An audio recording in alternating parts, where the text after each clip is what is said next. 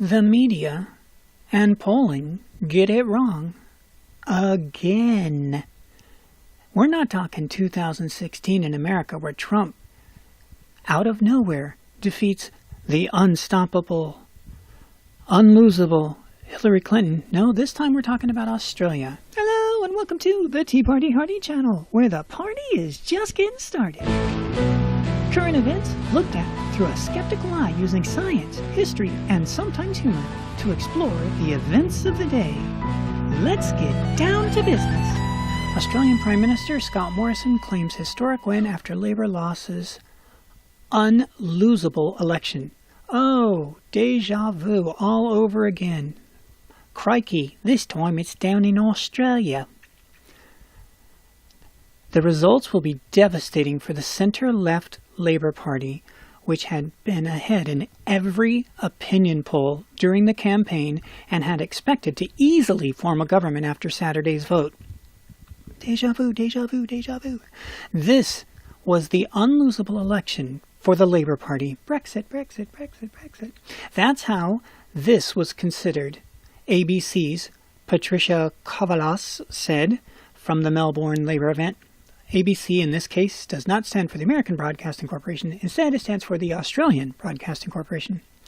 Labour had run on a high-profile campaign of taking action on climate change, improving funding to services, and ending tax cuts for top earners. That's another way of saying tax hikes. Climate change is going to ruin the whole world, and spend for the funding of services.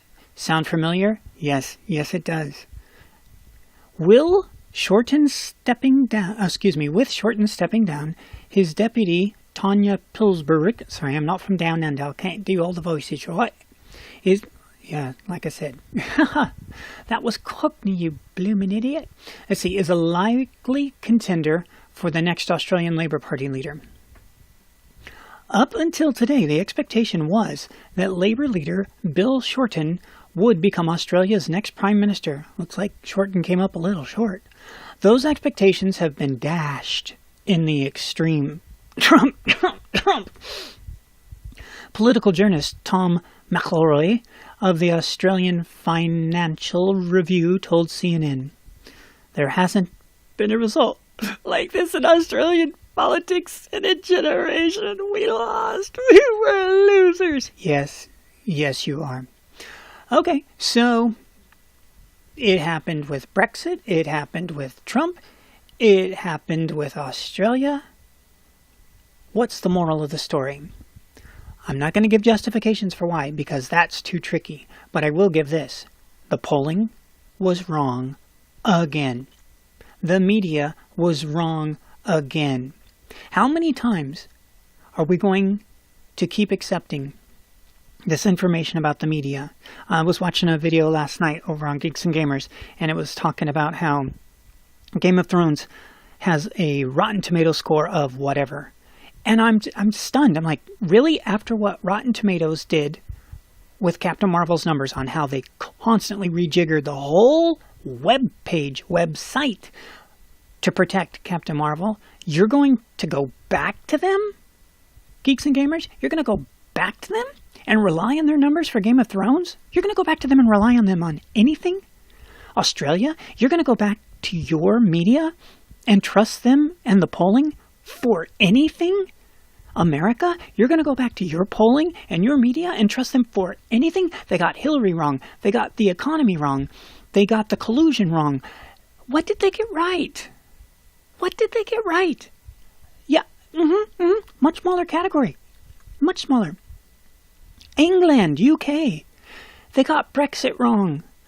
How many times are we going to keep going to these people and calling them the media? Media means in between. They're in between a rock and a hard place, baby. They're not in between the information and the listener. They're not. Because then they'd be getting it right. But they're not. They're not reporting the news. They're reporting their aspirations. There was another article I read on this exact same thing about Australia on another webpage. And it was from the Sydney Morning Herald. And oh my God, was that writer acting exactly like the American media was after Trump won. He was just crying in his coffee with tears as big as the ocean around Australia. He was like, no, we didn't lose. We'll be back. It's like, dude, you got to meet Stacey Abrams. She thinks she didn't lose either. But you know what? She's not the governor, and your side isn't going to take over after Saturday. Sometimes you just lose, and you deal with it, and you learn, and then you make corrections. Or in America's case, you lose to Barack Obama, and then you come back with 20 contenders, sound familiar, and then the guy who was the least expected to win wins, and even more least expected, he's done almost every single thing he promised. How cool is that? What is this? Go away. Shoo. Okay, so there you go. We hope you enjoyed the content, and if you did, feel free to like, subscribe, come on back anytime. You're always welcome here as part of the family, and we'll see you in the future.